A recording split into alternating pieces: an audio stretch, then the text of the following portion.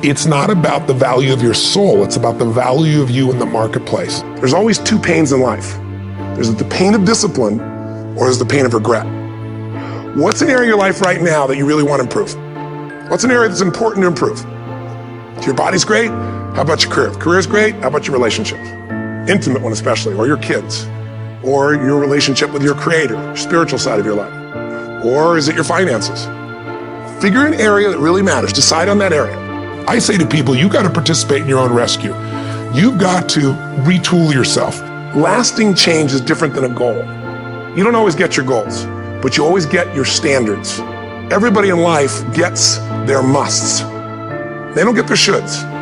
Most people have a list of shoulds, don't they? Don't you have a list of the shoulds, things you should do, you should follow through on? I should lose some weight, I should work out more, I should make more calls, I should respond more rapidly to my email, whatever, you know? I should get into the office earlier, I should be, more confident, whatever your should list is. People love to have their should list be met, but it's kind of like New Year's resolutions. If it does, it's really exciting, but if it doesn't, which is most of the time, it's a little disappointing, but you kind of know it's not gonna happen. But when you decide something is a must for you, an absolute must, when you cut off any possibility, you say, I'm gonna find the way, I'm gonna make the way. Human beings, when they resolve things, when they make a real resolution inside themselves, which is they raise the standard and they make it a must, they find the way. Everything in life is always changing. We don't have to work on change. Change is automatic, but progress is not. So if you want to make real progress, then you really got to look at your life in a different way. You got to say, I got to take control of this process and not just hope it's going to work out like people do who make a resolution. People that succeed, when opportunity's there, they trust. They trust. If I'm going to thrive, this is here in my life for a purpose. Life isn't happening to me. Life is happening for me. Even this pain or challenge or this opportunity is something I'm going to find a way to make use of. I need to make a decision, and I need to do something right now to move things forward in the direction of what I really want for my life. Even if I don't know the final destination, I need to move in that direction. I need to take some form of action. Most people have all these visions. Maybe they start to make a little sort of decision. They don't make a real decision because they don't act on it. And if you don't act on it, your ideas, your dreams will die in your mind. They'll die on your lips. And think about it. Most people in North America, around the world, the Western world, are they truly fit, strong, and healthy? Do they truly have a relationship that's totally passionate? Do they love their work? Are they economically free? The vast majority, you and I both know the answer is no. If you want to be like most people, then what you got to do is figure out how to survive. If you want to lead, you got to thrive. And you have that capability, and you're probably already doing it. I'm probably speaking to the choir to some extent. If you're still watching this right now, you're turning me off as a raging maniac who's on a rant, because that's what I am. I'm on a rant right now. A rant, you call to your soul to say, no matter how great life is, take it to the next level. Find the way to thrive on the very things that stop other people in their tracks. Thrive on what produces fear inside you and in other people. Thrive on something that you envision that you have a higher purpose for. Thrive by being decisive. Thrive by taking massive action. And if the massive action doesn't work, what you try doesn't work, just simply try something else. And if that doesn't work, try something else. If that doesn't work, try something else until you find what works. Now you can speed that up by modeling, by finding somebody who's already getting the results that you want to get in your life. Somebody who already has lost 30 pounds and kept it off. They aren't lucky, it's been 5 years. Somebody who started with nothing and now they're financially free and their family has an extraordinary quality of life. Why not figure out what they do? Somebody who truly is happy, not because everything's going their way, because they find a deeper meaning and a richness in everything around themselves, whether it be their children or nature or even problems. Because obviously, if you have no problems, you feel dead inside. Problems can either destroy you or call you to become more. If you look at the biggest challenges in your life, if you brought certainty to it, if you brought a vision beyond the problem, if you made some decision of what you're going to change, even if you didn't know how, and if you took immediate action with enough intensity, massive action, you probably found the cure-all. You probably found a way to adapt and get where you want to be. That's what thriving is really all about. But the ultimate thriving is not just breaking through and making things happen. The ultimate thriving for this year or any year of your life is, you get on an airplane, what's the first thing they say? If we get into trouble, mask will come down, oxygen's there, and the first thing you got to do is put it on your kit, right? No, why? Who do they tell you to put it on? Yourself, you selfish bastard. What's the deal here, right?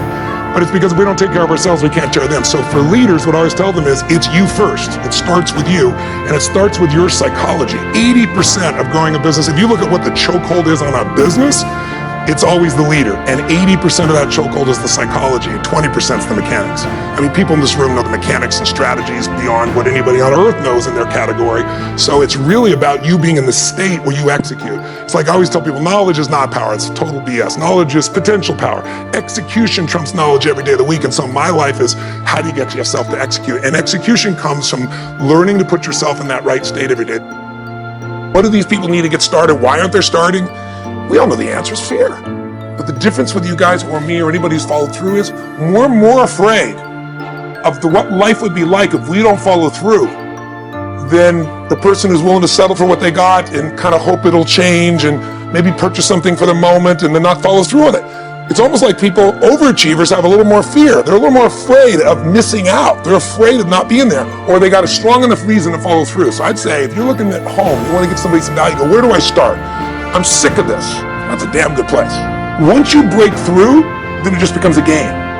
The people that are getting your products have not yet broken through in most cases. The breakthrough happens by conditioning your mind every day, by feeding it a role model or a story.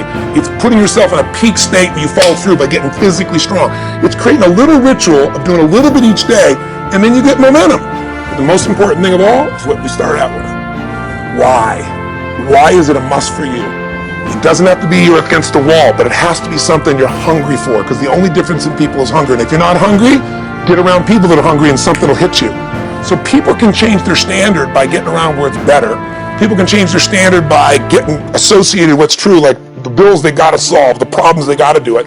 Or they can do it because they're excited, because it's something new they want to take on. Everyone's different, but they got to find the why, and they got to come up with some daily rituals to get them going, and just do a step at a time. That's where you get momentum. Everyone in this room knows how to create. You're not a manager of your life, you're a creator of your life, or you wouldn't be in this room. How do you create your life? You get hungry for something, don't you? Who has done something in your life that once seemed difficult or impossible, and now it's part of your life? Who's got something in your life in this area? Say I. How did you do it? You created it 3 ways. Number 1, you decided there's something you wanted so bad that you unleashed all your desire. You became obsessed with it.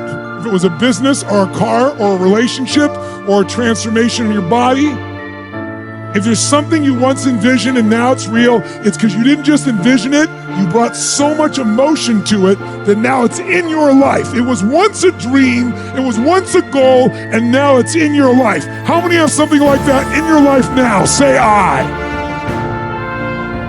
You may take it for granted now, hopefully not, but it was once just a vision. It may have seemed impossible at one time. So how did you do it?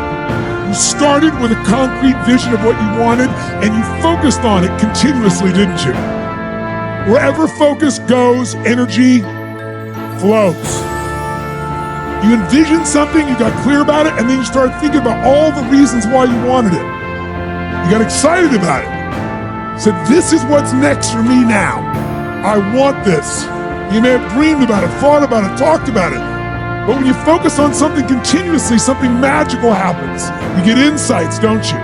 You overhear a conversation and you hear something you wouldn't have heard if you didn't have that outcome or goal that you wanted so badly. Who's ever come up with something, obsessed about it, didn't even know how to do it, and it just happened and it came together? Who's had that experience? Say I.